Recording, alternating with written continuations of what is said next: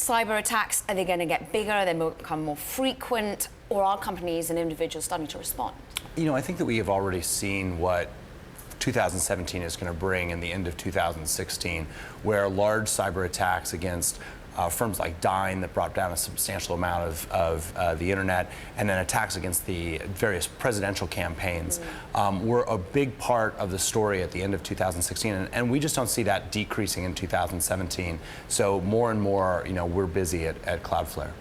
When you are seeing the attacks coming in, does it matter particularly as to where they're coming from? Have you identified particular regions, particular groups that continue to be the perpetrators? Because as much as we just seem to always be saying, oh, China, Russia, but actually are there many different countries where this comes from? You know, one of the things that's amazing about cyber attacks is that they're incredibly democratized.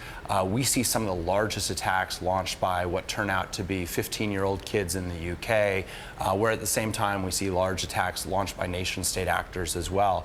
And so I think it's often very hard to attribute who the attack is being actually launched by. We often have some circumstantial evidence based on who is being attacked, but from our perspective at Cloudflare, regardless of who's launching the attack, we want to always be able to stop it.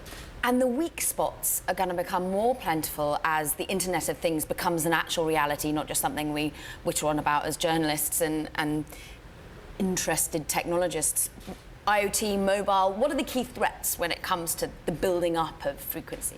You know, I think what people didn't understand about IoT was, you know, everyone thought, why does it matter if my toaster gets hacked?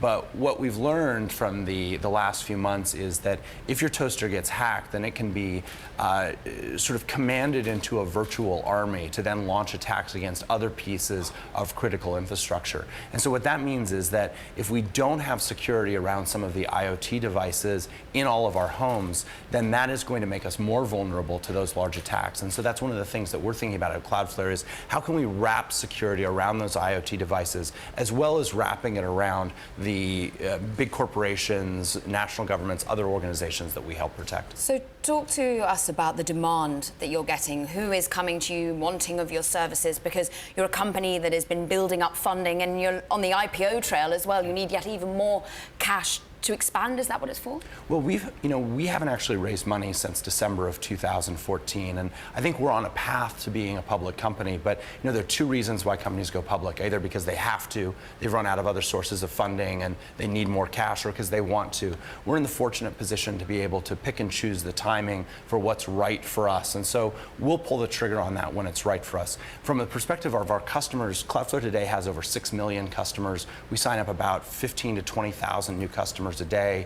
They range everything from tiny little mom and pop SMBs up to national governments, Fortune 50 companies. 16 of the 17 presidential candidates, including President-elect Trump, was a Cloudflare customer. In fact, everyone but Hillary Clinton used Cloudflare in order to protect themselves from cyber attacks this last presidential campaign.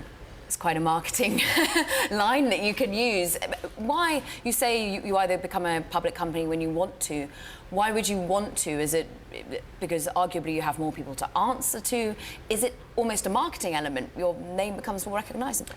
You know, I think that the CEO of Zendesk said it best when he was asked why did he go public. He said, you know, at some point you have to move out of your parents' basement. I think there's a right time and place for companies to, you know, be just a couple of people in a garage, to take funding from venture capitalists, to take funding from larger private equity institutions. And then eventually you have a responsibility to your investors, to your employees, in order to take that company public. And so I think that's a path that we're on. We're going to do it when we think at the time is right for us, but it's definitely something that we're working toward. In 2017?